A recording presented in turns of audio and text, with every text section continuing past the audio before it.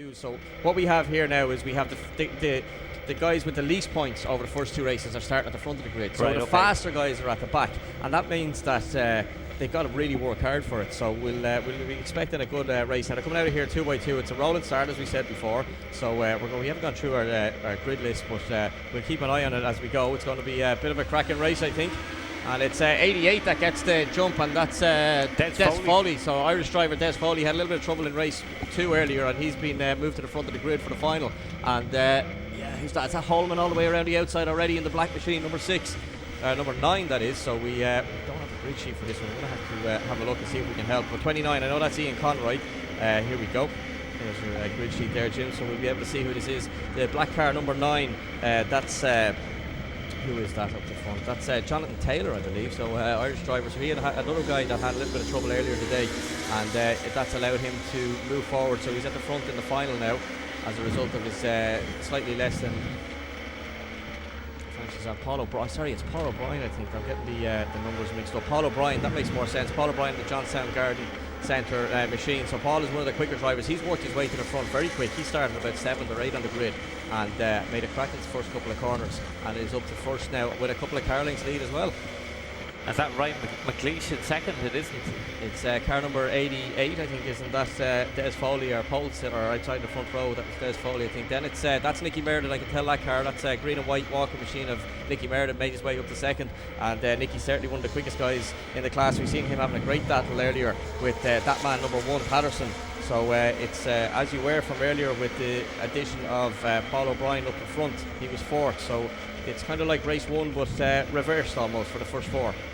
So yeah, and that number 9 machine of Paul O'Brien beginning to eke out a little lead there. He's got maybe 5 or 6 lengths already as they come back towards the old national circuit here at Mondello Park.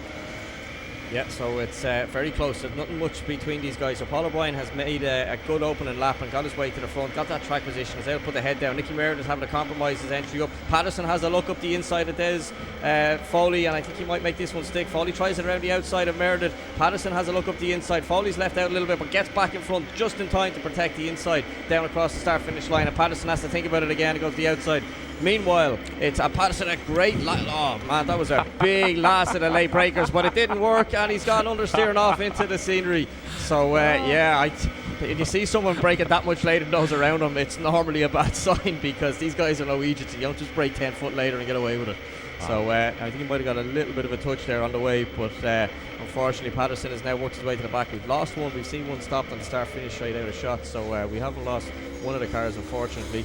We'll try and tell you who that is. That's number 10. It's Jonathan Taylor. That's Jonathan Taylor, yep. That's unfortunate. He stopped at the start finish straight. So, but back in the action, it's Nicky Meredith in second now under attack from Des Foley. Gets a lovely little bit of attitude in the car, a little slide there. And you can just see the front wheels working to counteract the oversteer from the rear tyres spinning up.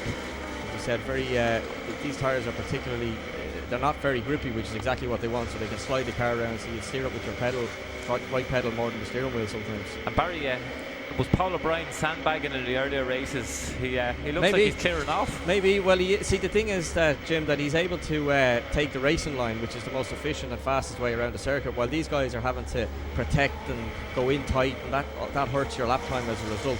But so Paul O'Brien is able to pick and choose the fastest line around, where the rest of them are kind of fighting for position, but it's turning into a real, everyone is second at the moment. Yeah, Ross McCulloch there, number 46, coming into the battle there. He's behind the number 88 car, and Ross McCulloch, after making great progress, followed by number 6, that's James Hallman. Yeah, and both those guys have come right from the back of the grid. That's Ian Conroy, 29, newcomer to the class this year, former Fiat racer. Ian, very spectacular driver, and Meredith just dropping it over the outside there. Coleman doing the same, and switches back. Des Riley having a look, Foley having a look left and right and trying to find a gap, but there's a green legend in the way. And there's Conroy now having a look at Patterson, and Patterson was getting back after his excursion down the first corner. That's the number 1 car at the back of the shot. Meredith now, and then Foley alongside him. Then it's number 46, that's McCulloch in the black machine with the green numbers on it. Yeah, James Hallman there, number 6 then behind him, just battling off the back of the 46. And I tell you, these guys have made some progress over the opening couple of laps, and fastest man on the circuit is number 46, Ross McCulloch. Yeah, so he would have had the head down, had a bit of a gap and something to chase after. Now Meredith runs wide there down at the second part of Callergas corner and doesn't get into the apex, but he's let off the leash a little, or let off the hook a little bit by Foley, who made a similar mistake. And now with McCulloch, the fastest man on track, as you said, Jim, having a little look. He wants to move forward. And Holman in his wheel tracks. Then it's the recovering Patterson. He certainly seems to have a bit of pace and he's sliding out over the curves there. That's the blue car at the back of these 4 or 5 rather. And now Meredith might be able to get away a little bit as Foley comes under pressure.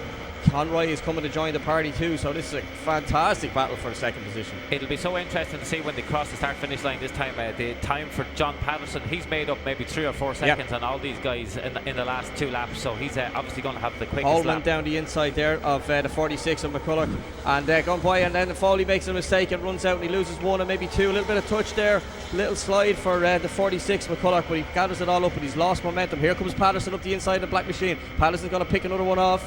And then he's back up to Foley, who he had a little coming together with down to turn 1. So it's game on now for the second podium position. Meanwhile, Paul O'Brien is just must be looking in his mirror and laughing to himself and saying, "You keep doing that, lads, I'm out of here." Yeah, and Paul O'Brien doing 2-minute laps, and the second fastest guy on the track that last lap was James Holman.